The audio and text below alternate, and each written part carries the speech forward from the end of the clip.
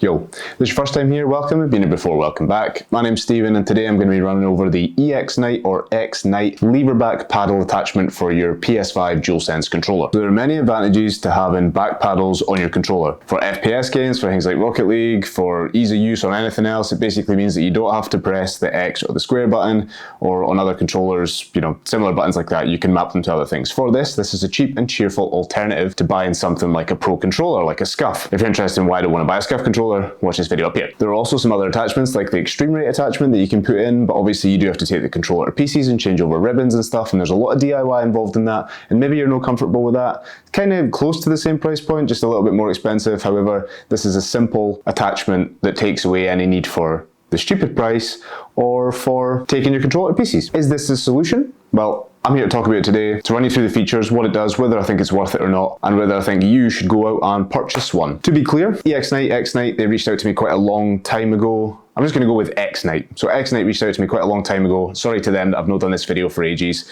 And they said, look, do you want to have a look at this attachment that we've got? I said, well, yes, but on the premise that if it's shit, I'm going to tell you it's shit. I don't want you to pay me for it. Send me the thing and I will have a little look. And that's exactly what I've done. So I've looked at it. They said, yeah, cool. If you think it's shit, say it's shit, put it in the video, and respect to them for that. They didn't ask me to say anything specific on it. They didn't want to offer me any cash. They just said, have a look at it, put a review up video, and that's it. So that basically means there's no bias here, and I certainly am not getting paid for it. While you're here, if you do enjoy my content, don't forget to click that sub button. It does help me out loads and will help me buy some more gear to be able to review it on the channel and keep the channel going, because my videos have been very inconsistent for quite some time now. There's also a membership option. I would never ask anybody to be part of that. However, it lets you pay like a couple of quid a month or something to me to let me buy some gear to be able to review stuff on the channel. So if that is of interest to you, I will leave a link to it below, but you can also get that through the channel. It will let you pay for that and it gets you some exclusive stuff.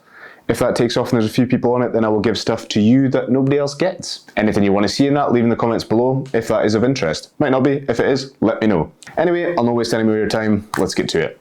So here it is. This is what it looks like.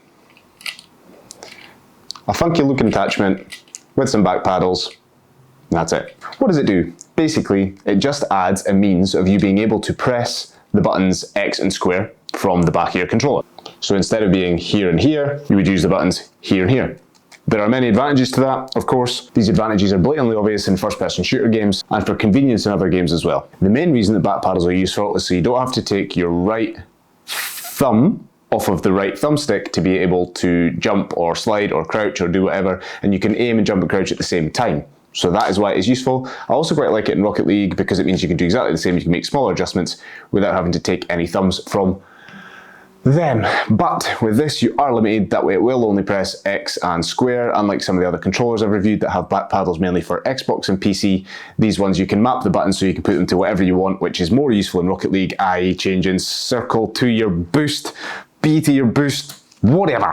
It is made of a plastic shell with metal levers. The plastic shell comes in 3 colors. Comes in a black, a white, and a red. I've got the black one here. It is on a red controller. I just like the contrast of the two controllers, kind of Deadpool-y-like vibe. It does get delivered in a terrible box.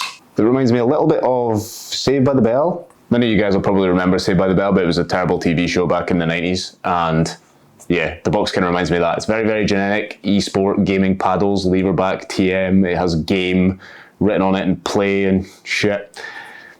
Fix that, because it's a cool brand. This, not cool box. So the levers themselves are made out of a zinc alloy mix. I'll take their word for it. They are metal, they do feel quite nice, and I do quite like that in comparison to the plastic shell. I think if the plastic shell was also metal, it might be a bit too heavy and cumbersome. So just being metal on the levers just gives a little bit of added, I don't know, zhuzh, but it doesn't make it feel too tacky or too premium either way. The way that this thing attaches is simply place the controller inside, goes over like this, sits on quite nicely, you turn it over, you snap that onto there, and that's where it is. That's you set up and good to go. And this is exactly what it looks like from here. Like I say, it's got that kind of steampunk vibe about it. I quite enjoy it. Just looks like something a bit different, doesn't it? The look of it, I'm actually a fan. I think it spices up a controller, makes it look like something a little bit different. You're probably no like me, you probably didn't have 20, 30 controllers. I mean, you might have, but if you have, I think it just makes it look like something a little bit different, which I think is, you know, always going to be a positive. Just adds a little bit of zest to it, you know, more zhuzh like the last one. Just looks quite good. I do enjoy the look that it gives to the controller. You might not, that's subjective, of course. Functionality, which is probably why you're here. So I tried it on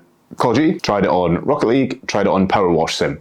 If you know, you know. If this is where you've watched up to, my overall review of using it, looking at it, it does what it is supposed to do. There are many things that I'm going to go into after this, but it gives you back paddles for very little price that you can use to press the X and square buttons. It does that. You can't grumble at the price. If all you were interested in was should I buy it, should I not, for 25 beans, buy it. Go ahead, knock yourself out. It'll give you back paddles of sorts. Now for the cons. I am not going to go too hard on this because it's cheap, right? 25 quid for an attachment like this compared to the shit like Scuff and that is super cheap.